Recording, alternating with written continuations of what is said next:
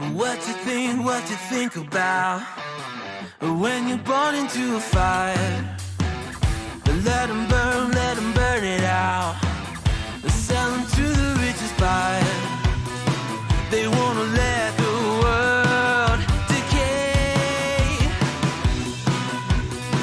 They tell us lies and fade away, fade away. We feel betrayed. We were raised to lose the race. Wake at the back of the pack, kill it anyway. Listen up now, because we're never dropping out. Beat the odds, beat the big house. Our brains are bigger than the doubt. We've been thinking for ourselves, never let the truth fade away. This is bigger than ourselves, we won't let the world burn away, burn away. We feel betrayed. We were raised to lose the race. Wake at the back of the pack, kill it anyway. To play, haters face the world's mistakes. Wake at the back of the pack, kill it anyway.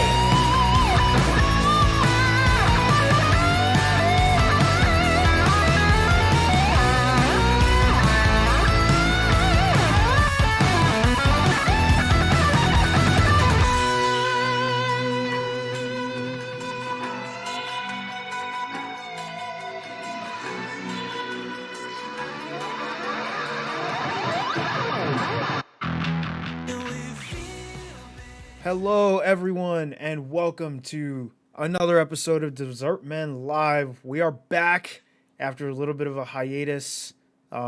We had some very busy weeks for myself and for Aiden. Sir, So, we making money, baby. Yeah, we making money, baby. yeah, we're making money. We had to take a couple breaks. I had a lot going on with FCL, and a couple other projects that I was working on. Aiden launching his Patreon and getting all that stuff up and ready and out there for the people. So we had to take a break, but we're back and we got some great stuff to talk about today. I know a lot of people are like, "Oh, why aren't you talking Falcon and Winter Soldier?" And that's because we talk about Falcon and Winter Soldier every night as soon as the episode is over on Stereo. You can follow us both at Burkemade, at Aiden Kossick on Stereo if you want to get notifications for those shows. Our Blurred's breakdown of the episodes that we're going to be doing probably for Bad Batch. We're going to be doing it for Loki. We'll probably do one for Black Widow. Yeah. So if you're looking for that kind of content, you can find us over on Stereo for that stuff. But today, we're going to be talking about WrestleMania. We're going to be talking about all the superstars that were released yesterday. And then we got a little treat. Since it's been a trending topic lately on social media. We're going to be talking about Fantastic Four and our dream casting for the Fantastic Four, and maybe we'll do like a quick elevator pitch for the movie as well. So if you want to get your thoughts on those topics you want to join the conversation, you can stream elements in at streamelements.com/Burkemade/tip. That link is in the description. It's the pinned message in the chat, so it's easy to find. Let us know what you think about any of the topics that we're talking about and join the conversation. So I think we should just put in your own fan casting if you want to hear. If we want to hear you say John Krasinski for the 800th time, sure, go ahead and put it in. But you're only going to hear that probably if you give us a tip, because I don't think either one of us has that as our fan casting. We haven't talked about our fan castings, but I speculate our fan castings aren't very white. No, not at all. No. Nah, brother. We got flavor in there. Yeah, but there's some seasoning. But let's just real quick, let's talk about WrestleMania. Because I think we both as a whole have been very positive about this year's WrestleMania. night one especially. Night one was something special. Yeah. Night one was honestly the best WrestleMania I've seen in a while. I always enjoy WrestleMania for the most part, but night one was very good in my opinion. I think night one was the best WrestleMania for me since WrestleMania 20. Yeah. I probably agree with that, to be honest. I mean, I don't think there were any matches that were bad. There were matches that like I didn't enjoy as much. Like, I mean, it sucks to say, but there were matches that were okay. Yeah, there were matches. I think the women's tag kind of gauntlet or whatever it was, I didn't think it was as good, but it was a lot of fun getting to see the Riot Squad get a lot of offense in, look really good because you and I are both Liv Morgan fans, plus getting to see Ruby out there, like everybody getting to work like that was great. Do we have I'm trying to remember like some of the earlier matches in the card because it's one of those WrestleManias where like everything in the last hour sticks out more than everything at the beginning, but as a whole everything was good. Yeah. I'll pull up the card right now. Okay. While you're pulling up the card, I think one of the sleepers for the show was definitely the Cesaro versus Seth Rollins match. We both really liked that one a lot. There's a lot of people talking online about it, but there's not as many people as I feel like there should be. Cesaro finally getting like a really good WrestleMania moment, beating his own record for the spins. Plus, I know you're not the biggest Seth Rollins fan. I like Seth Rollins, not really a fan of his new gimmick. His new gimmick is trash. But, as a worker, I really enjoy him, and I'd love to see him and Cesaro, like, continuing on with a feud. I think if you gave one of them, like, the United States Championship, hopefully Cesaro, I think you could do a lot of good stuff with that. That match was great, though. Yeah, I think it's not that I'm not a fan of Seth. I just think that like he's a good worker. Mm-hmm. I'm just not a fan of like his style, I guess. Yeah. Like honestly, that's how I feel about Darby Allin. Like I like Darby Allin, but I'm not like in love with Darby Allin. I feel like the way a lot of people are right now. Yeah. I think that Seth is the least interesting member of the Shield. Yeah, I'll agree with that for sure. Like by far, he's the least interesting member for me. Like I was all in on Dean. Yeah. Like Dean was my favorite. Yeah, and I'm glad to see that he finally got some shine, away from the company as Jon Moxley. He really got to show his worth. I mean, that whenever he won at AEW Revolution, he finally got that AEW belt from Chris Jericho. That was like one of the biggest pops I've ever seen from a crowd. Like they loved it, and his shoot promo after was awesome. But yeah, WrestleMania Night 1 was awesome. The other match, well, there's two more matches that I really want to get into, but the other match, Bad Bunny and Damian Priest versus The Miz and John Morrison. Holy shit! Holy match was insane. Like, it had no business being that good. None. It was probably my second or third match from both nights of WrestleMania, and that's a match with Bad Bunny in it. Yeah, a celebrity. It had no business being that good. It was I think it was my third match. Yeah, it's probably my third. Yeah. I mean, I think you and I actually probably have the same list going down. I mean, and getting to number one, Sasha Banks versus Bianca Belair, which was one of the most emotional moments I've ever had watching wrestling, for all the right reasons. It was amazing getting to see both of these women who regularly work their asses off in this industry, and both deserve to be in the spots that they're in right now. I'm so happy that Bianca got that belt. She deserves it. And it was a 5-star match all around, 100%. The psychology of the match, the physicality that both of them had with each other, Neither one of them showed up on an off day. They were both in their A game in that match. Put on flawless work, dude. Flawless work. I mean, granted, it would have been 6 stars if it was Kenny Omega in the Tokyo Dome, but you know. Yeah, if they had Kenny Omega in there as the special enforcer, had Okada on the ring, just on the aprons, just walking around, not even doing anything, drinking a latte, would have been 6 stars, maybe 7, you know, but you know, 5 will do for now. Yeah. I mean, I was even into the Braun Shane match. Yeah, and that one wasn't that bad. And you can see it on the on the watch along that we did over on.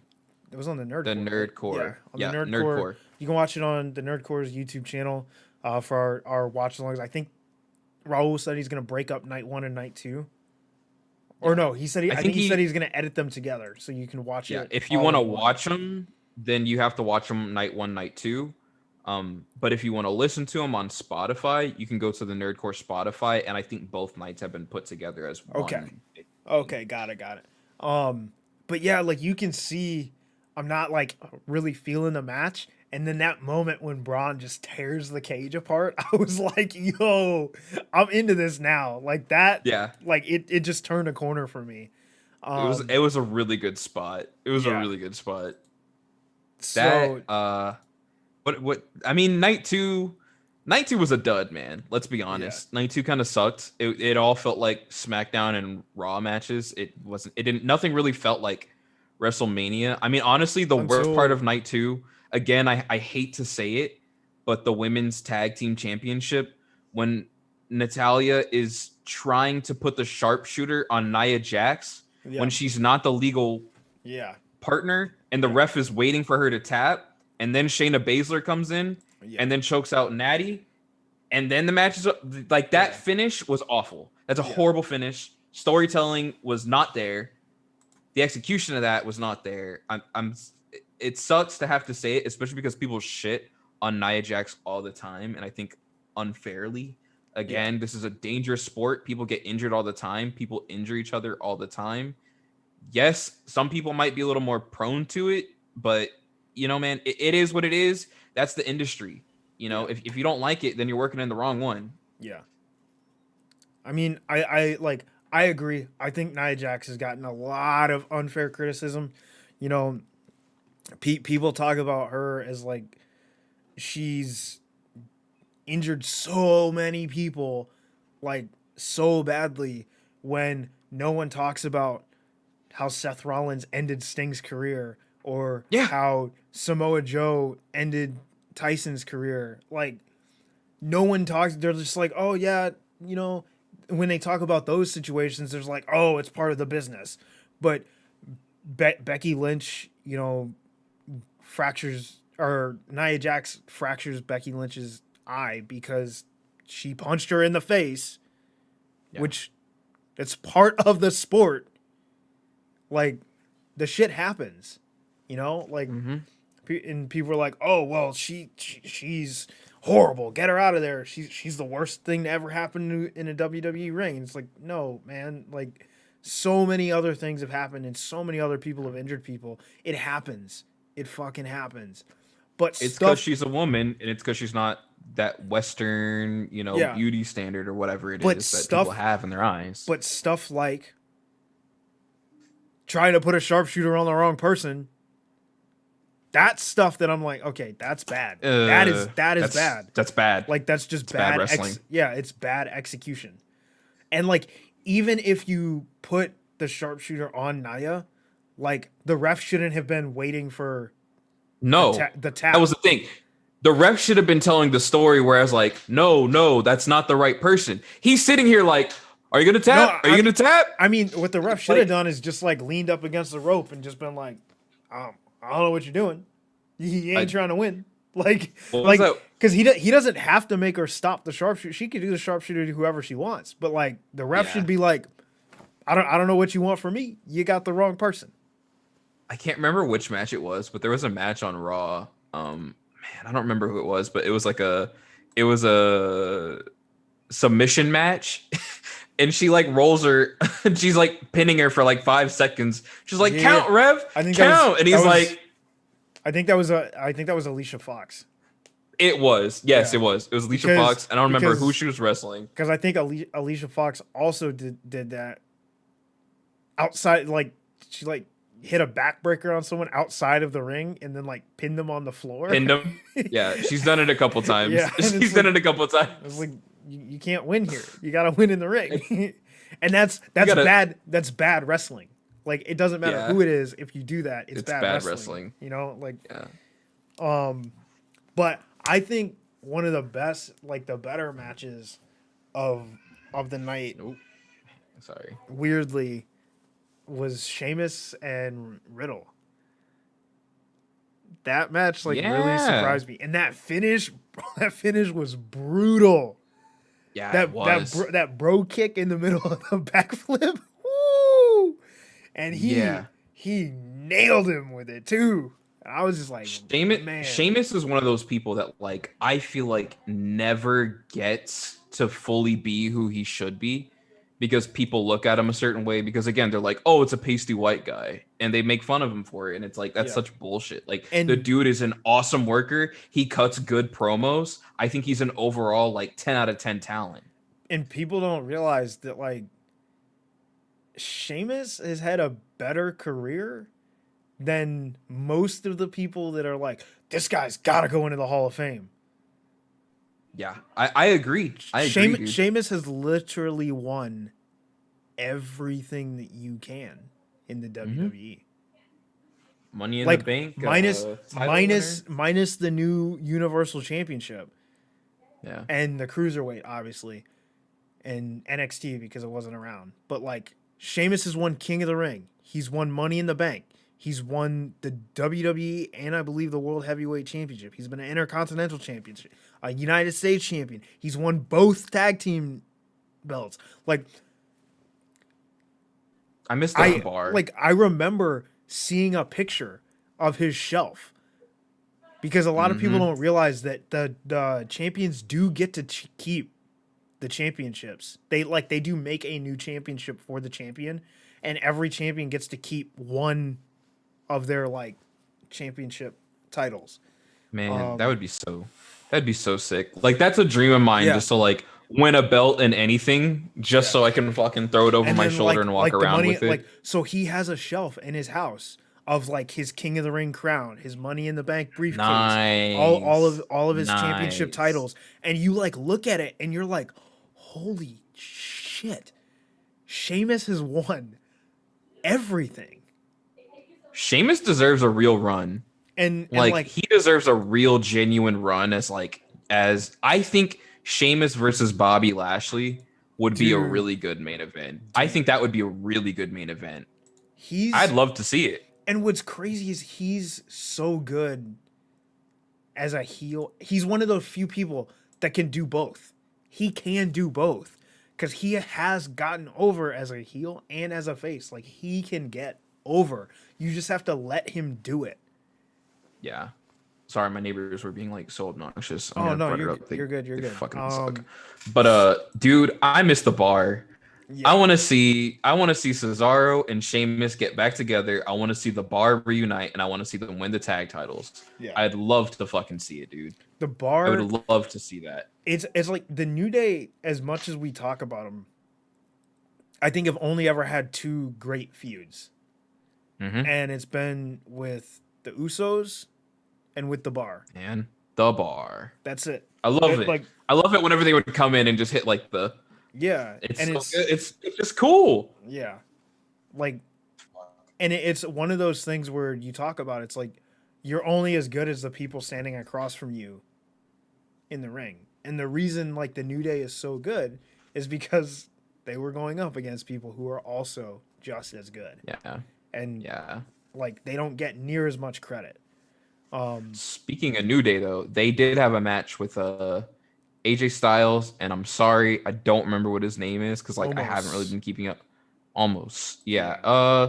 It was a fun match. It wasn't like anything spectacular. Yeah, I think it was a missed spot because when it was a like the crowd was into it whenever Almost got tagged in. Yeah. And I think they missed an opportunity to have him just come in here and completely dominate the New Day and get himself over. Because he kind of just came in and like ate everybody's attacks, like ate everybody's offense, but then didn't really dish anything out. Yeah. You know, which I thought was kind of weird as far as the storytelling aspect went. But, you know, it was a fine match. Nothing too crazy. Yeah, I would have loved to see like Kofi try to hit like the SOS, and he just like can't get all the way up to almost his head, and just like hits him in the like he chest. hits his shoulder or something. And, yeah, and he just like no sells it and like looks at him on the ground, and it's like, what? Do that, and then like later on, whenever they have a rematch, set up a spot where maybe Xavier goes in for like a spear, takes him down. Kofi can come and like just gets him down on like one knee, and gets him to the height where he needs to be. Then Kofi comes in, hits him with it, and it's over. You use the like, it's one of the best ways to do like long-term booking and long-term storytelling, and it's they can't win because they can't either hit the finisher or they can't hit it like completely. Like that's one of the like.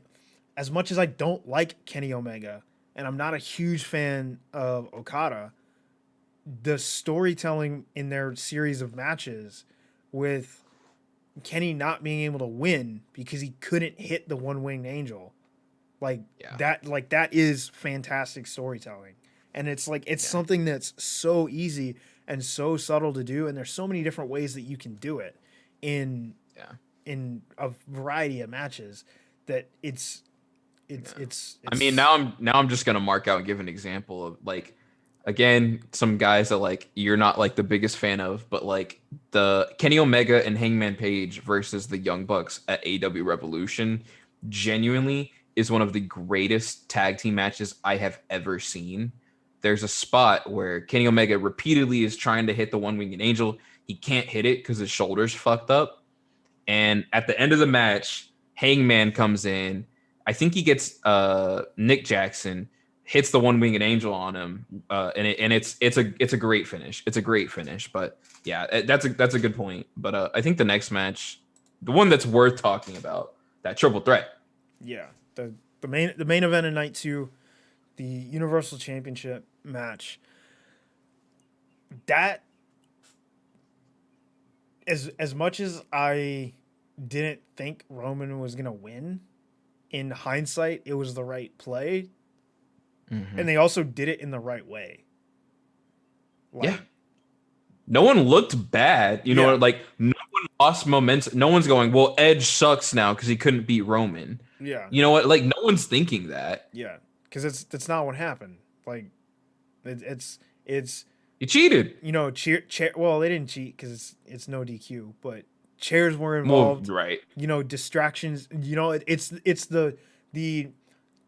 the issue with having 3 people in the ring is, you know, if you focus on one guy, the other guy gets you, and that's exactly what happened. And you know, it also like brought something back that's been kind of missing since the like early 2000s, and it's how devastating using weapons can be. Like, for a while there, you know, chairs, you would take like 30 chair shots in a match, and it was like, you're still going, and you could win the match still. And it's like, but in this match, you know, the chairs came out, Daniel Bryan took a chair shot, didn't get back up. Nope. Sold it like he was dead. He didn't get back up and was so taken out by a chair shot that he was able to be pinned with Edge on top of him. You know, like that's the kind of stuff that's like I like to see coming back. Not necessarily the chair shots to the head, but just selling things and selling them. You know, like because you know how I feel about kicking out of finishers. I fucking hate it. I hate it. I hate it. I hate it. I hate it, especially whenever it's like they just hit the finisher and it's not like there's a slow count or it's not anything like that. It's just like 1, 2, 3 or 1, 2, and then you kick out. I Yeah. fucking hate that. But it's in this situation, I think there was a finisher hit and then there was a delay because was it Jimmy Uso came in or was it Jay? I'm sorry, they're twins. I don't fucking know. It's Jay. One of them came in. Jimmy's Jimmy's hurt right now. Yeah, Jay came in, fucked with Edge, and then gave Roman enough time to like finally be able to like sit up so that way he could hit his finisher, and then took them both out. And I loved that. I think that's great. Yeah, whenever you can do that. Things like that I don't mind, but it's like no. Yeah, it's using finishers as a near fall like that. Just it annoys the hell. It annoys me. And I just watched a whole like playlist where someone put like some of the best near falls in WrestleMania history, and I watched it, and I'm like, there's so many finishers being hit that people are just kicking out of left and right. I'm like, this isn't. I mean, this is a good near fall because it shouldn't be a near fall. Yeah, you know what I mean? Like it should be it. Exactly. And one of the problems I have, and part of the reason why they have to do that, is because they don't use signature moves correctly anymore. No. Matches it's like on they just Raw, alternate. Like matches it's on like Raw it's a finisher one day. Like matches on Raw and SmackDown should be won with signature moves every once in a while.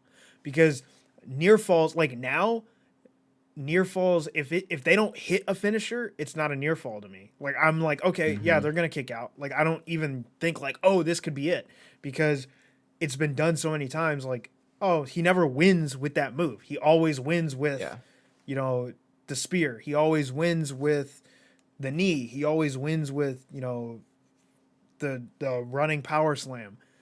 So if he hasn't hit that, it's not gonna be the end of the match. So the near falls lose their effectiveness. That's why I really like we kind of skipped over it. I think just because it was the first match of the whole WrestleMania. Bobby Lashley versus Drew McIntyre. I loved that finish. I really did, because like I wasn't expecting that, and I thought it was a really good use of Bobby's submission hold. I think it was a really good use of just showing how dominant Bobby Lashley is. Yeah, you know, and it was perfect because, and that's a perfect example of. Now you can tell the story that Drew didn't win because he didn't hit the Claymore. Yeah, he was going to. He tried, but he couldn't hit it. So when he finally does hit it, what needs to happen is Bobby needs to lay the fuck down for the 1, 2, 3. Yeah. That's how you tell that story, because like that's how you tell the story, because now you've got this whole dynamic of like every match. If it's between Bobby and Drew, it's like, is this going to be the match where he finally hits the Claymore and pins him? And and that's how you can build up near falls or like things like that. But all right, let's kind of move. That'll do it for WrestleMania. Yeah. It was a good WrestleMania all around. Good WrestleMania all around for the most part. It was a very good, and for all the criticisms, it was a very good WrestleMania. So I don't want people to think that like I hated it. I didn't. I actually really, really enjoyed WrestleMania. Yeah. Honestly, it's the best pay-per-view we've watched in a while. Yep. And that's including AEW pay-per-views. AEW, because Revolution was fucking trash. Yeah. Revolution sucked. Yeah. And y'all know who I am. Y'all know who I am. Revolution sucked. Yeah. But, you know, anyways, I was moving on to more wrestling news. Yeah. I was not a fan. Especially, the last match can go eat ass. But I will say, in that match, there's a perfect example of what I was talking about, kicking out of the finishers, when John Moxley, when he gets hit with the one wing angel, and he doesn't kick out, but he's able to just get his foot on the rope. Yeah, was that when he grabbed the rope? Or no, that's when he kicks he uses his foot. Yeah, he kicks the rope to make the ropes explode. That's right. Yeah, because his leg kind of dangled over, and all he had to do was like move that leg over, kicks it, gets the sparks in Kenny's eyes, and then gets the advantage. And that's a perfect example. Should have won, but the Good Brothers came. Yeah, and that's a perfect example of how you can kick out of a finisher, but not kick out of the finisher, because he didn't have enough to kick out, but he had just enough to kick the rope, like that. And that's like that's how you work around those things, because next time, what we're going to be looking for is, can Kenny hit it clean in the center of the ring? you know, Yeah. and put him down for the 1, 2, 3. Yep. And I think, man,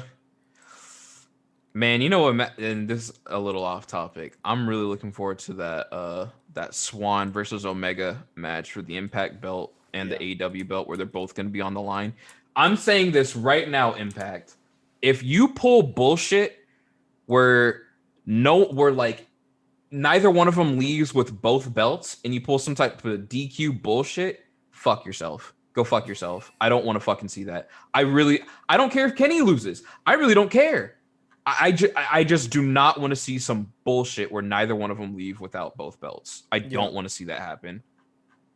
But anyways.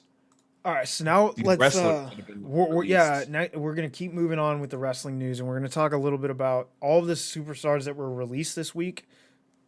I think we'll save the two big ones for the end. Probably the two that we care about the most. Well, technically 3 that we care about the most. And we'll start with. You know, man, hang on. This list is weird. We'll start with the Forgotten Son that's finally been forgotten. Wesley Blake was released. I think we kind of saw that coming. They have not done anything with him. I mean, that's a lot of these people, to be honest. A lot of these people haven't been used to their full potential. Which, you know, on one side, I see it as fair. If the company's not doing anything with them and they don't see a reason for having them, I don't blame them for being like, well, let's save some money, get rid of these people. But at the same time, the thing that sucks is Wesley Blake got taken off TV for Jackson Riker's dumbass. Yeah. It wasn't even his fault that he got taken off TV. He got taken off because someone else in the team was an idiot. And then that guy's back on TV now, and he's gone. Yeah, it's really unfortunate. Also, the list that we were using was really weird. It showed some people who got released last year. So I put the list. I put a more updated list on our Google Docs that has all the people who were released this round, because it was showing Drake, Maverick, and EC3, and I was like, wait, these people have been released. I don't know what's going on. So yeah. Oh, that's as you scroll down. There's another title that. Oh, okay. Yeah. Well, anyway, I got the list in front of me, so we're both here. But then that wasn't a super surprise. I kind of was expecting him to get released because they haven't done anything with him. Then we got Bo Dallas, who hasn't been in a ring since November of 2019. So.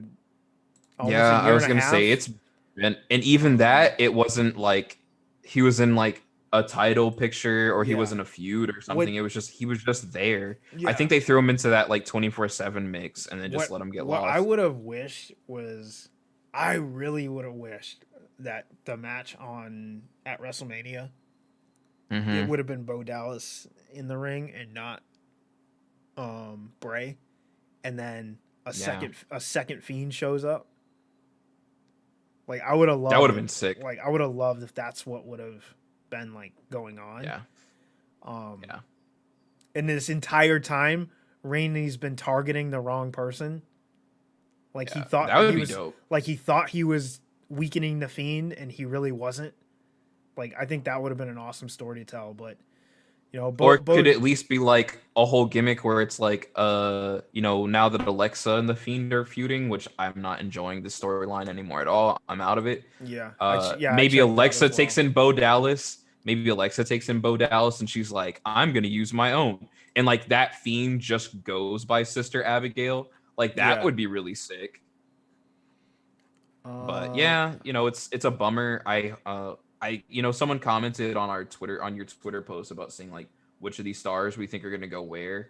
Oh, of course, my fucking internet's cutting out with my camera. You love to see it. But let's go ahead and switch to the FaceTime camera. Woo! Shout out to MacBooks. But I would like to see Bo Dallas go to something like a Ring of Honor or an Impact just to get some work. Because I love watching the dude, Yeah, he is a good worker. There's a reason he was the NXT champion. It's not because he can't work. the dude is Yeah. good. So like they got to figure something out to do it other than that stupid ass gimmick that they brought him in with. Like that's what killed him is that stupid ass gimmick, and they didn't like fully go in on it. Like they kind of were like half they always in, dip half their out. toes in. Yeah, they Yeah. always dip their toes in and then get cold feet and then they And get then- the fuck out of it. And then they didn't go all in on the B team when they were over. Like the B team were great. The idea of the B team would be perfect in wrestling. Yeah. The guys who are always the underdogs, and you finally give them the belts. You know what I mean? Like that's all you need. And they won it by accident. Like Yeah, it's perfect. It was perfect. And they just like dude. I don't know what they were doing. Imagine. I would love to see the B team and the Dark Order feud. The way that they've repackaged the Dark Order into being like, because they were trying so hard to get them over as like this evil organization hovering over AEW, and no one was liking it. Yeah. And then they had to completely repackage them, and now they're like the Dark Order is over as hell, and they're fun, they're lovable, everybody's great. You know, you got Brody down there, you know, doing his thing. I'm so happy that AEW is keeping that family involved. You know, we've got Hangman, we've got Colt Cabana, we've got all these guys who are doing such good work. I'd love to see the B team feud with Dark Order. That'd be awesome. Yeah. But like, another guy who's wasted potential, Mojo Raleigh, dude, released. Bro, I'm so mad. Like, I know people really didn't like the Hype Bros, but I really enjoyed the Hype Bros. I like them. I like the Hype Bros. I really liked him and Zack Ryder together. I thought 100%. It was so much fun. Like in the weirdest way. Like, yeah, I understand totally how like it could get annoying, but whenever like you were in the point in a show where you were kind of like dipping in the energy, you could bring them in and they're gonna bring energy. Like it Yep. I I'd don't know love to what just they see were him doing. go to Impact too now. And then so that even- way he could go join up with Matt Cardona. And then they could even just when be back he to their true form. even when he went serious, like they wasted Did that. Yeah, I was like, did you see? There was a while on TV they were doing this like every other week. Mojo Rawley would like show up and like half his face was painted, and he was just like sitting there talking with himself in the mirror for a while. Yeah. And they were almost doing like a Fiend kind of gimmick with him for a bit, and they just dropped it. Yep, out of nowhere, just gone. And The story, like he never started a feud with anybody. He never even had a match. It just stopped. And then he showed up like another couple months later without the gimmick, had one match. I think he won, and then they never used him on TV again. yeah. And I was like, I don't know what you're doing over here. Yeah, I have no idea what was going on either. And it's just so frustrating because there's so much good talent that it's like, God damn. Kalisto. Again, which another. I don't know which Kalisto this is. Is it the third one or the second one at this time? No. Kalisto was always the same. It was, God damn, it was his partner that changed.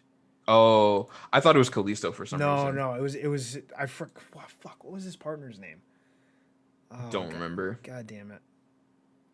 Oh, again, more wasted potential. It's gonna annoy the hell out of me that I can't remember what his partner's name was. But there were two different wrestlers that wore that mask. But Kalisto again, wasted potential. Yeah, it's just pure wasted potential. I don't know where he's gonna go. Yeah, I know everybody wants to say everybody should go to AEW, but I've said this so many times. AEW has more people than they need right now. Yeah. There's way too many people on that 2-hour show. Until AEW gets that second show off, you need to slow down. Until they get to a third show, I think they don't need any more people. Because I think AEW Dark is a really good free show for people to watch. Yeah. And I think a lot of these people could have a lot of fun over there, especially because AEW does a lot of just free agents. They just let them come on a show for one night. If you want to wrestle, we'll pay you. Yeah. Get yourself over, but you got to do the job. You know what? Like AEW does that all the time. I think it's great. It's how a lot of their stars on Dynamite are now, is because they started on Dark. I think it'd be a lot of fun for people to go over there, but yeah, they need more TV for some of these people to get over, because I'm pretty sure the big one that we'll get into, I'd love to see him go to AEW, but I just don't know where there's room for him right now. But yeah, and Tucker. Yeah, Tucker, I mean, I think it was a bad move to break up Heavy Machinery. I don't know why. I don't know why they did that. I'm still confused. I love Heavy Machinery. I still do not get why they broke up that team. I don't get it. It's because Otis was getting more over because the worm move that he does, and then I don't know why they put him in that weird angle with him and Dolph Ziggler against Mandy. It was that weird angle with him and Mandy, but like, why did Heavy Machinery need to break up in order for that angle? They didn't need to. That's what I'm saying. Is that they could have still done that angle without breaking up Heavy Machinery. Yeah, for sure. Could have completely Especially done because Dolph was teamed up with Rude. It would have been perfect to see them just have tag matches. Yeah, that's all you had to do. Yeah. So I don't know what I don't know what was going on there. Again, Heavy Machinery got over together. It wasn't just because of Otis. It was because of the both of them. And when they separated them, that's when they both started declining. They both declined. Fucking stakes and weights, baby. It's stakes and weights. Like, yep. Heavy Machinery is fucking great. Like, they're dope, dude. Yeah. And their chemistry together is incredible. Yeah, it was perfect. It was perfect. Yeah. Okay, so next we'll talk about the hot mess, Chelsea Green.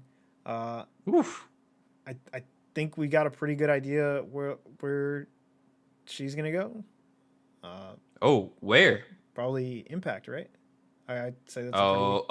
Yeah, it would. Yeah, that would make more sense. I think that would make a lot of sense. Go with her mans. Yeah, go with her mans. I just not that that's, she has to follow, but it would just make. I mean, it would make sense. Like, they're there together. They can share the same schedules. You know what I mean? Yeah, it would make exactly. It would make everything easier. Because that's one of the things that really sucks for, And if I remember right, Peyton Royce too. Yeah, and Sean Spears. And if I remember right, when she initially signed with NXT, that's when Matt Cardona was in NXT with Mojo Raleigh. I believe so. Because he went back. That's where the Hype Bros started. For anyone who doesn't know, the Hype Bros started in NXT. Matt Cardona went back down to NXT, and I say back down like it was a downgrade, but really, I honestly felt like it was an upgrade. It's an upgrade. NXT is the wave, baby. But yeah, so I think that's when Chelsea Green initially signed with WWE. Yeah. So I think it would make sense. Like, not that it's that different, because like, where does Impact film? They film in Florida? I have no fucking clue. I think they're in Florida. Okay. Yeah, I honestly have no idea. Yes, I think that's they are in Florida. Yeah, they are in Florida because AEW and Impact have been doing the crossover for the past couple months. Yeah, because like that's the big benefit of both of those companies is they film at the same spot. Like that's the big benefit of NXT is like where you're gonna be all the time. Mm-hmm. So like you're not renting an apartment that you're never in because you're traveling the entire time. Like so it makes a lot of sense for a lot of wrestlers to desire to go to these companies because it's more stable, it's more steady. But the next one, Mickie James. Yeah, I mean the next one I think was coming. She's done with wrestling, I'm pretty sure. Yeah, and they just haven't been doing anything with her. They've not been doing anything with her. So it's like she's one of those people like she made her money, she had her time, and like we're kind of moved on from that. So like you can't really be that upset about it. Yeah, and it's not that she's not a great worker or anything like that. It's just, eventually we have to move on from all of the wrestlers that we kind of grew up with. So it doesn't surprise me that she left. The next two surprise me. And then also like I think we'll be looking at Mickie James into the Hall of Fame in the next like 3 to 4 years. Yeah, for sure. Like, so, I mean, that it is what it is. But moving on to the next one. This is the one that I'm like supremely pissed about. And I'm also pissed that they broke them up to begin with. Like, how, and I think we'll say this for the next two. How do you drop the ball with the Iconics? Like, what in the, like, when we're talking about heavy machinery, what was going through your fucking brain when you broke up the Iconics? They're literally called Like, the Iconics, and you're like, oh, we'll just break them up and put them with different people. They're iconic. Yeah, they're iconic. That's their whole gimmick. They go together. Everyone wants to talk about how Sasha and Bayley pioneered the women's tag division. No, the Iconics were a tag team in the women's division before there was tag teams in the women's division. Like, the Iconics to me are more true tag team than like Sasha and Bayley. Yeah, and on top of that, I can't think of one without the other. Nope. I can't. And I don't mean that in a bad way in any way, shape, or form. I don't mean that as a to do a disservice to either of the women. That's just a testament to how good they were together, that I cannot think of them apart. It's the same way you think of like the Rock and Roll Express or like the Lucha Brothers or, you know, even the Young Bucks. Like, they go together. I mean, I can think of the Lucha Brothers separately, but like I definitely I get what you're saying. Like the Young Bucks, the Dudleys, they just go so well together. The Dudleys, even though they've been successful, the Hardys, like they you think of them together. And it baffles me that they were like, oh yeah, we'll have, like, if you're going to push them as singles stars, which they didn't even really do, they just paired them with other people. Which sucks after that fire promo that Peyton cut a couple months ago. That promo was so good. It was so good. And everyone was talking about they can't wrestle, they're not good, and it's like, what are you what are you talking about? It's like, you are only seeing, you're like, WWE is fucking giving you this platter of shit and told you this filet mignon, and you're like, this some good ass filet mignon. It's like, no, motherfucker. That's like, that's what WWE is trying to put in your brain. They don't suck. They are fantastic workers. Yeah. Like, and I mean, I've said it again, like, regardless of how I feel about the Iconics, like those style of heels that they normally wear, like, to me, it was like really annoying and kind of grating, but that's the whole point. Yeah. And it was always entertaining what they did together, and they could always work well together in the ring. So it just makes no sense to me to separate a team like that. Yeah. And honestly, I've said it, you know, again, I want AEW to start a second show. I really want them to take a women's tag team division seriously. Put them over on AEW. Yeah. They could hold those belts for a year, and I wouldn't be upset about it. Like, it pisses me off that people are like, oh man, R-Truth is like the best thing in WWE. And he basically does the same things the Iconics were doing. Yeah. And they get no credit. Nope. And I'm like, it's the whole thing. They're women. People just shit on it just to shit on it.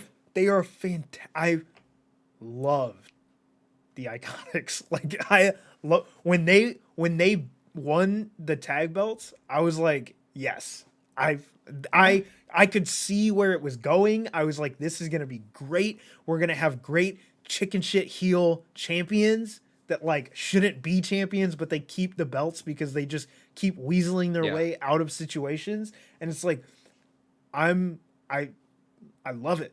And honestly, I wish they would have won the belts first. Like, because I think it was super disrespectful to the one true women's tag team weren't the first ones to win. Yeah, I mean, if you wanted Sasha and Bayley to have it, what you could have done, had the Iconics win it the first time, pull the chicken shit heel stunt all the way up to WrestleMania, and then finally give Sasha and Bayley their moment at WrestleMania. Yeah. But also make the Iconics look good during that whole run. That's all you had to do. And it's like, because you want, like, it's because kind of what's happened with the women's tag division in WWE is it's been a bunch of, hey, these two great singles stars, put them together, and then they become the champs. Yeah. Instead I mean, that's of what we like, have right now. That's what we have right now for like the Raw Men's Championship tag team belts, and that's what we also have for like the SmackDown women's tag team belts. I'm like, I don't get this. I really don't get this. Instead of like actual tag teams developing in the division. Yeah. Ugh, that's one of my least favorite things in tag and team I think wrestling. that's kind of where WWE is mismanaging talent. Is they've got all these fantastic women that are just sitting on their roster, not on TV, because they're using their women in the tag team division and also using them in the singles division. And it's like, why don't you create dedicated tag teams and then don't use any of these women in the singles storylines? Keep them in the tag storylines, and then that's how you use all of this talent that you got, and you don't have to worry about oversaturating, because you're not trying to, tell two stories or involve, two members of a tag team in a single story and then also in this other story. It's like it's frustrating. But the next one for me is equally as frustrating. Yeah. Samoa Joe. Like, honestly, one of my favorite wrestlers of all time. And what are they doing? I don't know. It also sucks, not even for the fact that like wrestling. Dude was awesome on the commentary team while he was on it for a while. You know what I mean? Dude stood out in a fucking thunderstorm for WrestleMania, and then you fucking fired him 3 days later. Yeah, fuck you guys. I mean, I said it. I brought up Darby Allin earlier. Like, I'm not as in love with Darby Allin as everybody else is. Put Samoa Joe on AEW. Put him in that TV title mix. I would love to see Samoa Joe versus Darby Allin. I would love to see Samoa Joe come in and just choke the fuck out of Kenny Omega. Just put him to, just show up and put him to sleep. Out of nowhere? Yeah. Out of nowhere. He shows up. Run out of the crowd. Just show up. Put him to sleep. That would be good. Like no music. Don't have any music. Nothing. He just runs out of the crowd, puts his ass to sleep, and then walks out. Kenny wins a match with somebody like a chicken shit heel. Samoa Joe comes out, chokes his ass, picks up the belt, throws it on the ground, walks off, and then that's how you end Dynamite. That's how you end Dynamite. Yeah, just drops it on Kenny's chest and then just walks out. I got goosebumps, bro. Yeah. That would be sick. You just have him show up, no music, no nothing. He just shows up, chokes Kenny out, leaves. Yeah. Boom. And then I think you could do like, if you're trying to get Christian Cage in there too, I would love to see Christian Cage and Samoa Joe work together. Yeah. I think that would be an awesome match too. That'd be fantastic. Fuck, dude. Fuck, man. Samoa Joe, go to AEW. Please. Because WWE doesn't know what they're doing with you. They're wasting you. You're awesome. You're one of my favorite wrestlers of all time. I hope one day I get to meet you. I fucking love you, dude. You're an incredible worker, and you deserve so much better. And I'll be honest. I think we know where he's going. I think we know where he's going. I don't think it's any. I don't think there's a lot of wondering about where he's going. Maybe he goes to Impact just because of the history there. A little old reunion. Old reunion. But I wouldn't put money on it. You know. Yeah. I would put decent money on him going to. Listen, if you want to give. Imagine this. Kenny Omega wins the Impact belt and the AEW belt. Yo. We set up a feud with Samoa Joe, and Samoa Joe gets both belts. When is the match between him and Samoa? It's next Saturday. No. Yeah, I'm gonna. I think it's Well, next Saturday I or know- it's next Sunday. I know Joe said that there's a 90-day non-compete, but what if he didn't get a 90-day non-compete? Ladies and gentlemen, ladies and Bro, gentlemen, Can you imagine if I he, would fucking can I would you bust a nut on imagine- air, bro. Can you imagine if he doesn't? Kenny wins, Dude, and then he just shows up. and Samoa chokes Joe out- comes out. Yeah, it just chokes out Kenny as soon as he lifts both belts. Dude. Oh man. All right, we And got then Swan tries to come up too, and he hits Swan too. Oh my god. Oh my god. Oh my god. We gotta move on. We gotta move on. We'll be here all day. You know what? As we fan cast, let's go ahead and just move into what we're. Fuck you it. know- We really don't need to talk about the other topics. I mean, we didn't really have any other topics, so we're just gonna go jump right into Fuck it. our fan casting for Fantastic Four because it's been trending on the internet over the past week or so. So we thought we would get in on the game.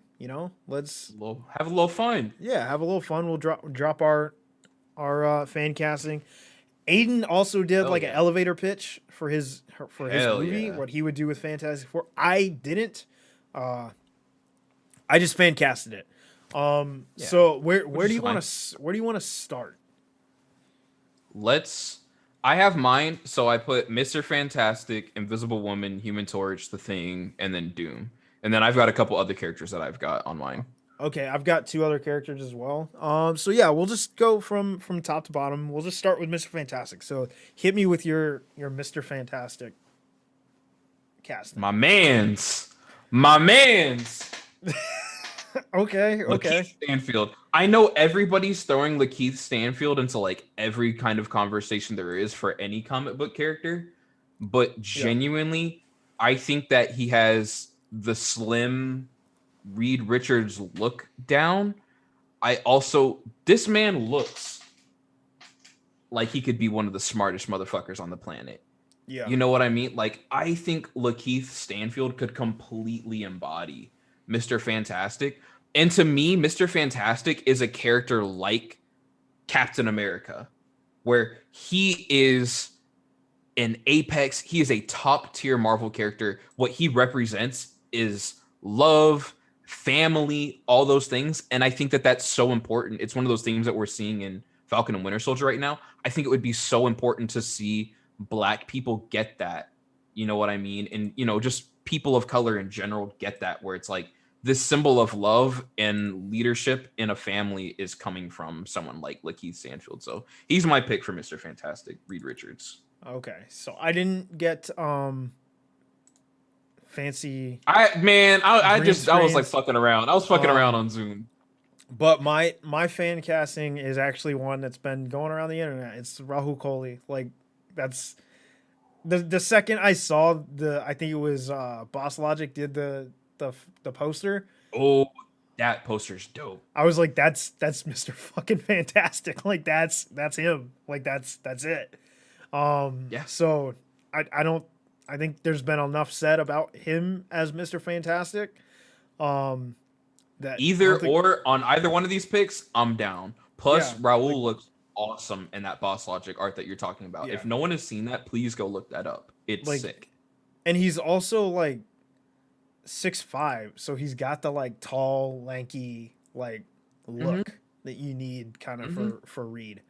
All right, so I think that's Invisible enough Woman. said on that. So I'll just go into my Sue Storm casting. Once again, ain't no crack is here. I went with Natalie Emmanuel. Ooh. Yeah. Ooh. So Let's see. anyone who doesn't can know who that see is, that. she's in Game of Thrones, the Fast and the Furious franchise. Fast and Furious, baby. I wanted it to be an interracial couple, but not black and white. Yeah. Like, and you'll see necessarily why I went with her and who I picked for Johnny Storm as well. When I get to, I also cast their parents. Loki, I feel like we're probably gonna pick the same person for Johnny Storm. I don't think so. Okay, well, never mind. Um, Just kidding. I don't think we will. But if we do, I'd be very surprised. But I just think Yeah. I think that she's got the fierceness and the fire and the like independence, The sweetness but too. yeah, but it's like that. It's that fierce independence that makes Sue Storm almost sometimes the actual leader of the Fantastic Four. Absolutely. And that's kind of why I went with that. So let's hear your pick. Yeah. Journey. Okay. My woman, my queen. I love her so much. I really feel as though Warner Brothers is not really going to pick up the ball with Black Canary, and I really don't think we're going to see the character as much moving forward, which fucking sucks. And I think her and Lakeith look great together. I think they would probably have pretty great. Oh, they do have great chemistry. Oh no, wait, no. They haven't been. I'm thinking of my Doctor Doom pick. Sorry, but I think they would be great together. She's beautiful. She also, to me, has that like fiery independence where it's like, this is a leader. I'm looking at a leader right here. You know what I mean? I think she fits it perfectly. Again, no crackers here. All right, She's so my Sue Storm, but we'll continue the snake pattern. I'll bounce into my my Human Torch, who is Jordan Fisher. Also recently just got cast as Bart out. Did we pick the same one? We picked the same person. I told you, bro. We picked the same person, bro. Yo, this is why we do this fucking show, bro. I told you. I was like, I feel like we picked the same person. I told picked you, the bro. exact same person, bro. He's so fucking hot. Well, it's on not top just of the that. fact that he's got to be hot, and he's got the perfect charisma. Yeah, he's so charismatic that it's like absolutely. It just makes sense, and like he could say "Flame On," and I wouldn't be like, "This dude is a joke." Yeah. Like, and I can picture like douchebag Johnny Storm, like imagine him just like biting his lip with like a girl, "Flame On," and he just, ooh, yeah, I can see it, baby. Dude, I like as soon as I started casting, I was like, I thought I was gonna have a hard time figuring out who Johnny Storm was, and then I just thought, I was like, who would fit this? And I was like, it's him. I was like, Jordan Fisher. I was like, there's no one else to do it. Bro. Absolutely. I didn't think we were going to have the same person. I didn't. That's awesome. That's fucking awesome. It's such a good pick. I mean, we're both right. It's like, pick. I don't, like, I couldn't, once it was in my head, I was like, I don't know who else to pick. Like, there's literally no one. I couldn't think of anyone else. Yeah. I picked Journey, and as soon as I saw her, I was like, Jordan Fisher. Yeah. Well, I didn't even do that. I was just like, who is an actor of color that I was like could do this and do it well? And I was like, Jordan Fisher. I was like, in everything you've seen him in you know, to what is it? To All the Boys I Love Before, P.S. I Love You, and then in like Set It Off or whatever it's called. Like, and just everything I've seen him in, I'm like, he has that charisma that's necessary that can balance out the cockiness and the like part of Johnny Storm that you don't like. Mm-hmm. He's got that just that little bit that you're like, okay, I like this guy, even though there's all this other stuff I don't like. And he just gives me like he looks like he's the little brother. You know what I mean? Yeah. He looks like he's the little brother to Sue, you know? Yeah. All right. Well, you go with your thing, since technically would have bounced back to you. Yeah. Okay. So we'll keep the snake going, and we'll go with my casting for, and this is where I think some people will be like, you can't do that. I can do whatever I want. It's fan casting. So my pick for Benita Ben Grimm, Sophia Botella. Ooh. Yeah. Yo. Yeah. I like that. Yeah. That's dope. I like that better than mine. Yeah. I was looking at it and I was like, I want this to be different. I want to change something. And I was like, this is the perfect character to do that with. And I was like, let's find a way to like find an awesome, powerful woman and make her the Thing. And I was like, that is. See, like, would you have her like, be? perfect. Would you have her be a queer character too? Yeah, Because I mean, I would nothing, love that. There's nothing in the character as a whole. Like, I haven't written the movie or anything like that. Yeah. I just wanted it to not be a male character. Like, I wanted it to be different because Different, like, fresh, but something that you see every day. You know what I mean? And like, and there's nothing about the Thing that's like, oh, that's got to be a dude. Yeah. There's nothing like changing the gender or the identity of the character does not affect the story of the character. No. And people, well, he has to be Jewish and he has to be, man, we all have trauma. Anybody who's not 6 foot tall, white male, blonde hair and blue eyes has suffered from trauma. Yeah. You know, and a Latina woman like that has more trauma than I can even imagine. You know what I mean? And I think the people that you picked specifically to represent the Fantastic Four and to essentially represent, you know, the world, our world that we live in, that's an awesome cast. That's an awesome cast. I did kind of go more safe. I went with, you know, white, blonde hair, blue eyed dude, which I just kind of ripped into. But I picked them for a reason. Noah Sagan, who was the opposite to Lakeith Stanfield in Knives Out. I think that they both had really good chemistry in that movie together. I mean, he has my favorite laugh in the movie whenever Daniel Craig is listing everything out and he goes, no, wait, we're getting to the good part. And I could see this guy being the Thing. I could see him and Lakeith being best friends. I could see him being a pretty good Ben Grimm, but I'm gonna be honest, Sophia Patel is all I want now. Can we get that petition started? Can we please get that petition started?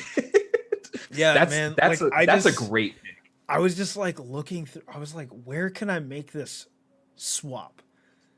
Yeah. And I was like, this is where you can do it. Like, this character, you can make it make sense, you can make it fit the story perfectly.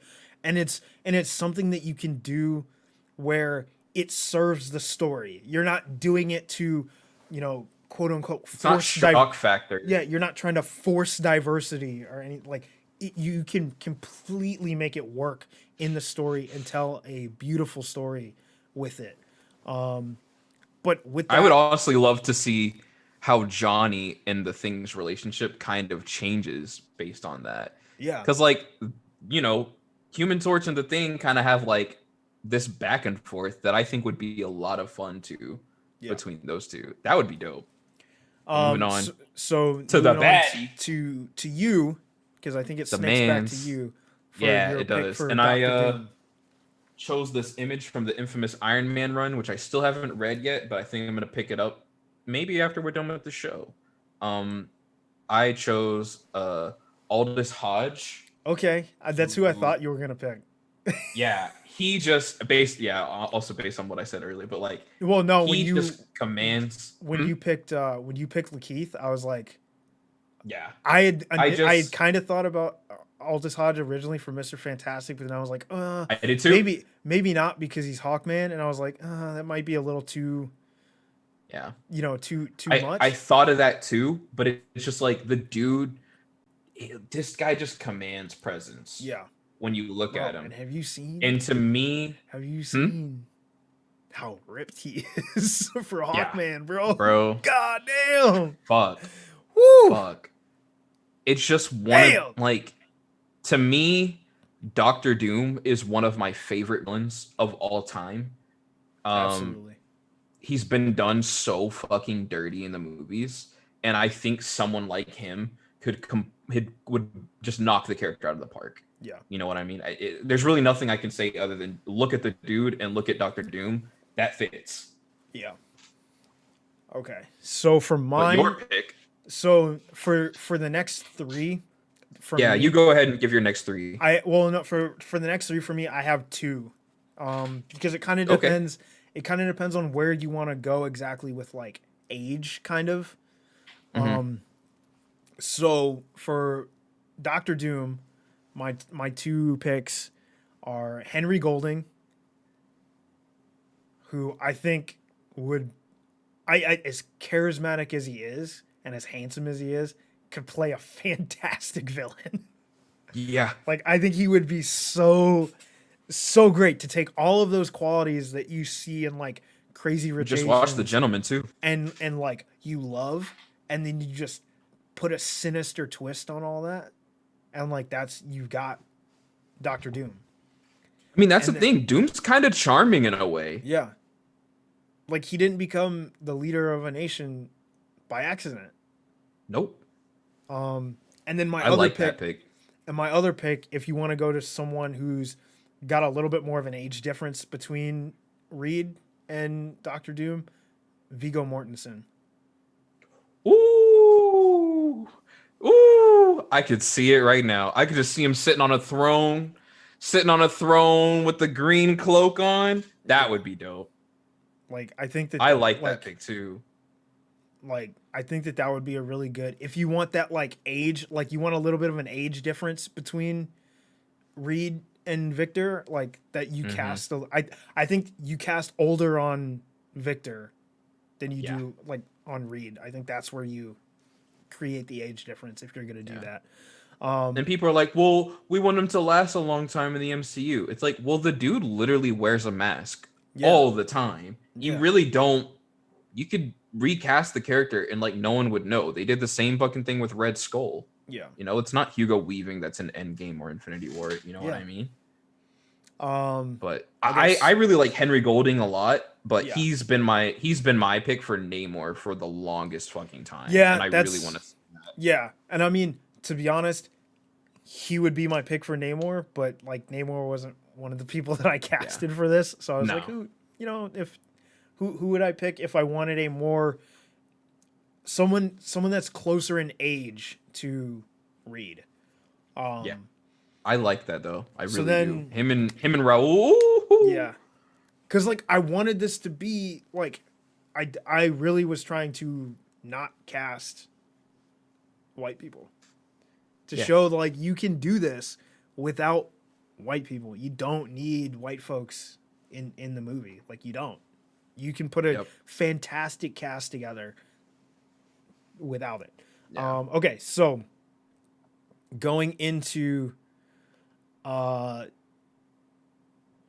next two, the only other two people that I casted for this are the parents of Sue and Johnny Storm.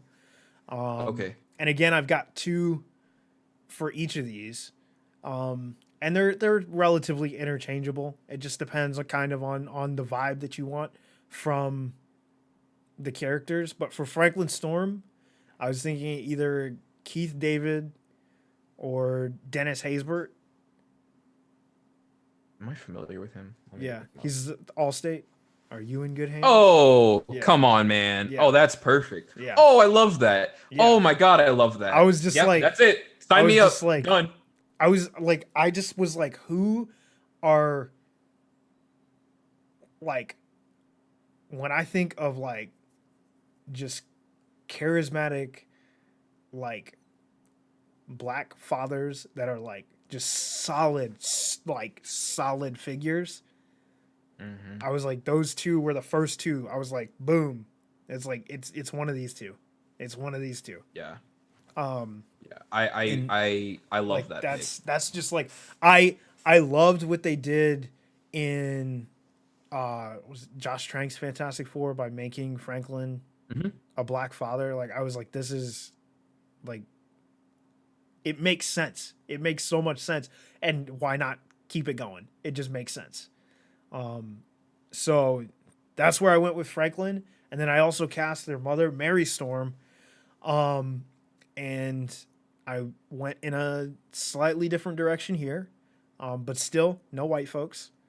I went with Tamlin Tamina and Ming-Na Wen. Oh yeah, Ming-Na Wen would be dope. Both she's already in Agents of S.H.I.E.L.D. It's confirmed to be a branch reality. So but fuck off. both of which are just like badass Asian women, and I'm just like Yeah. this. Like I want I want Mary to be just as badass and warm and loving as Franklin, and that's Hmm. why I picked two badass Asian women. So I let's can just see them like standing next to each other. yeah, and that's what I was like. Who could I picture next to Yeah. either one of the men that I cast for Franklin? And I was like, this is where I'm going. Yeah. All right, so let's hit your Hell yeah. This the rest of elevator your cast pitch. list. Yeah, and Well, then I'll go into it as I go through the story. okay. So, what I would do if so, this is setting place in a couple years from now in the MCU, and what I would do for the story is make a Doom Disney Plus series or do a Doom movie with Noah Hawley back because he was working on a Doom movie for a while. And I remember when it was announced, I was thinking we really don't need a Doom movie. Like I'm not that interested in it. But that was until I started reading the Ed Brubaker run on the Origin of Doom, which is a fantastic series, and I would love to see it adapted now. Now, moving on with Winter Soldier, Falcon and Winter Soldier 2, and seeing that Marvel's getting grittier, we're getting back to how the Netflix shows used to be. Like, there's a lot of blood, there's a lot of violence, there's a lot of adult themes that I feel like the TV shows aren't as afraid to touch upon as the movies. So maybe a Disney Plus series might work better, especially for those of you guys who've seen Legion. It's awesome. But it would essentially be about Doom, and for all the Mephisto fans, it'd be about Doom trying to get his mother's soul back from Mephisto, and we'd be learning about Doom going through like sorcery and how he got his magical powers and all that, and showing how he gets scarred, and maybe along the line we meet. This is our first introduction to the Fantastic Four before their powers. I think that would be really cool, just to kind of like establish the universe. That way we could have more time to focus on other aspects within the movie. It also would show us how he becomes the leader of Latveria, which I think he would have already been on his way to becoming the ruler, but we'll have it take place during Infinity War, where when Thanos snaps and everybody disappears, now they're looking for a new leader. Doom rises up, takes over the nation, and now like becomes a god in the eyes of these people. And I think that would be really sick. But essentially, for the origin of the Fantastic Four, I would have it set, and this is an idea that I came up with a couple of friends. So I think this would be a lot of fun. Say the Avengers building, from Spider-Man Homecoming was bought up. It's the Baxter building, where, Reed Richards and all of them, they're funding their scientific, I don't know what the word would be, excursions and all that. They're all in. Sword is helping finance everything, and that's how we're doing it. They need to go to space for some reason. You guys know the Fantastic Four story. They are in the middle of space as Infinity War is happening. And while they're in space, they're perfectly charted on their course. Everything's going smooth. The snap happens. All four of them disappear. The ship just kind of wanders off throughout space. Essentially no one's heard from them in years. They're all assumed dead. Nothing's going on. Then when Hulk brings everybody back, the ship is kind of stuck between the negative zone. All of them come back on the ship rather than just like in that point of space where they would have been. They come back on the ship. As they reform, it kind of fucks with their cellular levels, and everything gets fucked up. Everybody kind of gets their powers. That's how it happens. Everybody goes back home. Yada yada yada. I would have it where Nick Fury and Talos in Secret Invasion rediscover the Fantastic Four. They're like, hey, there's this ship that just showed up on our radar. Let's bring that back into base. And then they take them back to Earth. I don't know if we want to set it where, like a couple years have passed now with them being the Fantastic Four, or what we want to do, because I don't really know the direction of the MCU right now. So I think that would be a lot of fun. At the same time that all this is happening, we get parallels to Owen Reese, who is my next pick, the Molecule Man, played by Paul Dano, another guy who's another DC guy playing the Riddler. I love Paul Dano. I love Molecule Man. Molecule Man to me is one of the most underrated characters in comic books. Dude's powers are off the fucking charts, especially for anybody who's read Jonathan Hickman's Secret Wars and New Avengers. It's probably my favorite comic book run of all time. It's incredible. I would love to see the origin of Molecule Man. So what happens is he's working on this machine. It's not really given that much background. An incident goes wrong. They say it's the like trillion to one chance that this happens. All of a sudden, he gets these weird lightning scars across his face, and now he has the ability to warp matter on a molecular level, aka the Molecule Man. So I think it would be really cool to see him be introduced like that. We kind of see him, stumbling out, now he's warping, trees and cars and everything that he touches around him. He doesn't know what's going on. So he's going to seek out help. He goes to Dr. Doom because someone from Latveria shows up. He goes to Dr. Doom, hears that this guy can help him, but for a price. Goes to Dr. Doom, ultimately realizes that this is not a guy that he really wants to be messing around with. Realizes that the intentions aren't pure. Dr. Doom is always looking for power. So as soon as he sees someone like the Molecule Man, he's like, oh, I need that because I need to figure out how I can do the same things. Maybe it'll help me. Maybe it'll help him bring his mother back, yada, yada, yada. Where are we at with this shit? It's a long pitch. Ultimately leaves, goes back to Reed Richards because Reed Richards is, the smartest dude on earth. He's trying to figure out what's going on. He knows that he can't go to Doom. He knows he doesn't trust Doom. Ultimately goes to Reed Richards. Standard Marvel movie kind of ensues where, because to me, Fantastic Four is not all about like action and all. It's science. You know what I mean? And it's discovery. And I'd just love to see the Fantastic Four working together to figure out what's wrong. How do we help this guy figure out what's wrong with him? Maybe you've got something going on with Ben Grimm where now Ben is like, well, if he can change matter, he can change me back to how I used to be, because that's a constant conflict with Ben Grimm trying to figure out how do I get back to how I used to be, because they don't like the fact that they look the way they do now, and they aren't okay with the fact that they're this big orange rock monster. So I think there's a lot of cool stuff we could do with that story. Ultimately Dr. Doom comes in, Reed gets, realizes that it's Victor, classic Mr. Fantastic Dr. Doom stuff goes on. We get a big fight, I don't know how we get here because I came up with this in like 30 minutes. I would love to see the Molecule Man become so overwhelmed with the emotions of like everything that's going on around him. Now everything's getting fucked up. And we just see throughout the movie, we see like small ways that the Molecule Man can warp reality and whatnot. We just see a huge demonstration of power. Maybe like all these buildings start warping on the level of Wanda from WandaVision, but on a city. Imagine like all of New York gets warped.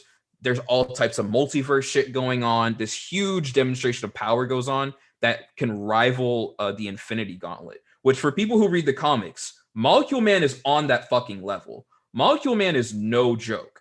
So I think something like that would be really cool. Dude gets exhausted. Fantastic Four wins the fight somehow. Reed kind of realizes whatever's going on with Owen Reese is really not something that he can handle because it's not within his realm of expertise. And I'd love to see him drop Owen off with Doctor Strange and Scarlet Witch. I think that would be really cool. See those two figure out what's going on. Where does this power come from? Because it couldn't just be a simple like bomb incident or, whatever we believe the origin is of Owen Reese, which I'll kind of get into. This also, like everything that went on with Owen Reese would kind of give this MCU Reed Richards the idea for developing something like the Ultimate Nullifier rather than it coming from Galactus's planet, because it's the MCU. We can change things. It doesn't need to be that serious. And then this is kind of where I would go into our mid and post credit scenes. Now that huge demonstration of power was shown, we cut to a scene where we get to see this boy right here, the Silver Surfer, is now put onto Earth, and he's talking, and he's played by Troy Baker, by the way. Awesome voice actor. I'd love to see that. And we see him talking to this bad boy right here, Galactus, the guy everybody fucking wants to be in these movies, including me. And because it's fan casting and I can do whatever the hell I want, it's Daniel Day-Lewis, baby. I would love to see Daniel Day-Lewis play Galactus. He would never, ever fucking do this. He would never do this. But it would be fucking awesome. Imagine Lincoln is Galactus. That's all you have to think. But, ultimately setting up a Fantastic Four 2 where the Silver Surfer is going to go to Earth. We're going to get the classic storyline, all that good shit. Then we get to the post-credit scene. And the post-credit scene is where the shit gets crazy. Because it cuts to Owen Reese. We're watching him. And then we see the Doctor Strange little fireworks sparkly thingy. And then we zoom out. And we see Paul Dano again, the same Owen Reese. But we see him from this reality. And then we see the same one from this reality. And then we see the same one from this reality. And the thing is, in the comics, the way Owen Reese is, he was a bomb created by the Beyonders to blow up, essentially. If one Owen Reese dies, it will set off a chain reaction that is so impressive that every multiverse, alternate universe will collapse like a domino effect, one after the other, whenever the Molecule Man dies. That's how much power he has. And we see Doctor Strange trying to figure out, why is his origin the same in every single reality? What's going on? Because this is all taking place after Multiverse of Madness. So multiverses are confirmed. We've been there. We see all these things. And ultimately, we realize the fact that Owen Reese is a Nexus being. He's got the same origin in every reality. He's the same in every reality. If there's a reality where he couldn't be, he won't exist in that reality. That's the way that works. And we hear a voice of the man, the Beyonder, because we get to see another little spiral. We see the Beyonder is watching Doctor Strange and Scarlet Witch the whole time. And it's played by Henry Cavill. And that's my Fantastic Four. And I would fucking love this movie so much. Setting up Secret Wars, setting up Galactus, setting up all this crazy shit. Marvel, hire me. Yeah, that movie will never get made. Never, ever gonna fucking happen. None of this shit's ever gonna fucking happen. Some of it will, but some of it is way too much to be done in one movie. Yeah, that's my problem. I'm like, ugh, I'm getting too into it. Yeah, but you're trying to pack too much into one movie. Yeah, but listen, I would be into it. Not bad ideas and not bad casting. Yeah. So I think that's that was a strong cast.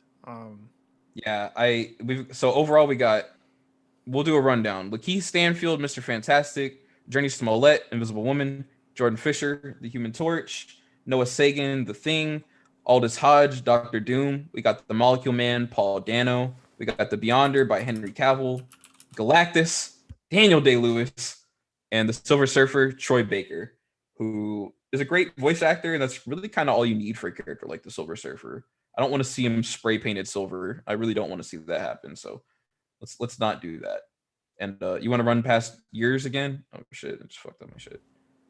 Yeah, so for mine, I've got Mr. Fantastic, Raul Coley, Sue Storm, Natalie Emanuel, Johnny Storm, Jordan Fisher, Bonita Ben Grimm, Sophia Botella, Victor Von Doom.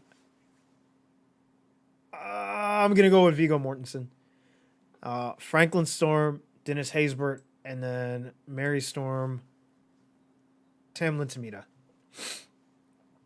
Yeah. Good shit. Good shit all around. I do want to see. I would love to see Viggo Mortensen in the Doctor Doom getup, dude. It just looks right. It just looks right. What are you looking up?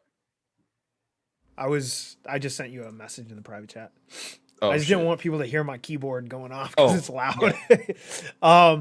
Yeah, I'll do that. But I think that's gonna be it for today's show. Real quick, I want to. Reefism in the chat asks, "How big is Doctor Doom in the comics?" He's like, what do you mean? He's like humongous. Height or like? No, I think he means impact, and I would say, yeah, he's an overarching villain. Like he's when you're talking about villains that can be potential villains for like the Avengers moving forward, Doctor Doom is one of those people. Yeah. So if you That's the haven't thing. like read a bunch of the comics with him, like you gotta go back and read those. Yeah. Because Reefism. I will tell you right now, I do not want to spoil, like, I refuse to spoil Jonathan Hickman's Avengers and New Avengers run for anybody. Go read all of Jonathan Hickman's Avengers and New Avengers. There's a plot twist at the very end of it that sets up what goes on in the 2015 Secret Wars, which is one of the greatest plot twists I have ever seen in a comic book, and it is done flawlessly. So definitely go read that. Check that out for sure. Yeah, I think there's so much character history with Doom, and people kind of like you said, like he got done like real dirty in the movies. Like it doesn't even begin to touch upon all of the different things that he has his fingers in and like is like a part of, or even like his like true power. So like you gotta just not stupid. He's one of the smartest people. Yeah. It's always like up for debate whether it's Reed or Doom. Yeah, as far as smartest people. He has he has an intellect that rivals Reed Richards. So like definitely dive into some of those comic runs and get to know the character better, because I think a lot of people are saying like, oh, we don't really need Doom, and it's because of the idea that they have from all of the different film versions of the Fantastic Four that we've gotten, and that's not a fair source for you to build your base of the character off of. Doom in the movies is trash. We'll say it. Doom in all the movies has been trash. I love you, Brandon. I do not want to see what's his name come back as. I mean, I liked Toby Kebbell as Doom. I don't blame that on him. I blame it on the writing, the movie, and the writing, the actual like what he was given to work with. But Aiden, let's go ahead and get out of here. So let everybody know where they can find you. Anywhere and everywhere at Aiden Kossick. In about an hour from now on my Patreon, patreon.com/Aiden Kossick, we've got the Aquaman movie commentary going up. Also over on my YouTube channel, since Patreon fucked me this month. And I wasn't really able to give anyone the first week of this month. I don't want anyone to feel like they're skimping on what they're paying for. The first week's commentaries are all available for free on my YouTube channel also right now. So just look up Aiden Kossick. It's Wonder Woman all the way through Zack Snyder's Justice League, I believe. So definitely go check that out. And yeah, that's pretty much it. All right. And you guys can find me anywhere and everywhere at BurkeMade. If you haven't already, please make sure you like and subscribe, or like this video, subscribe to the channel, hit the notification bell to turn notifications on. And then once this live stream goes off the air, leave a comment if you feel so inclined. On Wednesdays, you can find me here for technical difficulties if you're interested in the Burke School of Broadcasting, as Raul likes to put it. That's here on this YouTube channel. In about 30 minutes, you can find me over on Alex Damon's Twitch channel, where I'm going to be joining him and his wife Molly for their show Explain It to Me. We're going to be talking about last night's or this morning's episode of Falcon and the Winter Soldier. And check out the Schmodown on Twitch for FCL, which I engineer. So if you want to understand why the hell I'm an expert on live streaming and broadcasting, it's because I'm the guy who controls all that stuff when you see it on Twitch. It's a very intense production that is it's something that I'm really proud of. So please go check it out. And thank you everyone who watched today, everyone in the chat. We really do appreciate it. And we will see you next week, probably. I don't think I have anything conflicting. I'm free. Now. I'm off next Friday. We're good. Yeah, right now I don't have anything conflicting, so we should be here back next week. We should be getting back to our regularly scheduled program here on the BurkeMade YouTube channel. And I really appreciate all you guys sticking it out with us, and we'll see you next time.